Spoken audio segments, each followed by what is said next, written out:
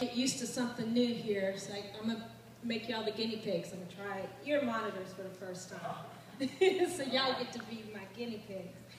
I want to thank the pastors so much. Thank you, Pastor Dave, for inviting me to come here. It is truly a blessing to be able to be amongst God's people.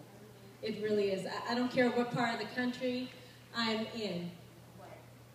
The Spirit is the same. The unique, a true child of God. And the way they worship is just amazing. You have that kindred spirit.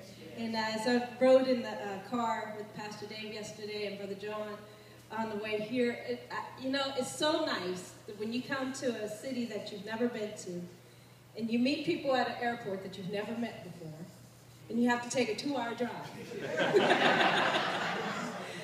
It is awesome when that kindred spirit is there and you're able to just talk about the Lord and the time flies. There's no awkwardness. It's just awesome. And I really appreciate that. He was telling me some of the things that they do in ministry here, and he was talking about the kids and how, they had responded to him over at the school, and I said, you know what? They sense that love of Jesus that's in your life.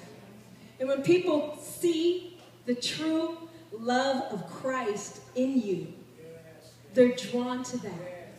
That's what makes people want to become a Christian.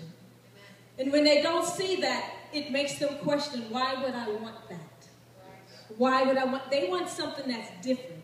They get the other things in the world all the time, every day, at work, everywhere they go. But it's unfortunately rare when they run into someone who has that love of God in their life. As he said, I've been with Brother Swiger's ministry for 23 years, so do not start counting to figure all that out. I had my daughter Bonnie when I was 5, so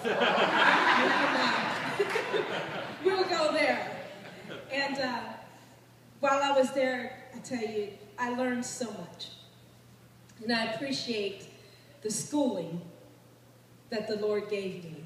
You can't get that kind of schooling anywhere, And I appreciate the fact that for 23 years, the Lord gave me that schooling that took me from being an extremely shy person to standing on stage ministering to God's people and to those who are lost.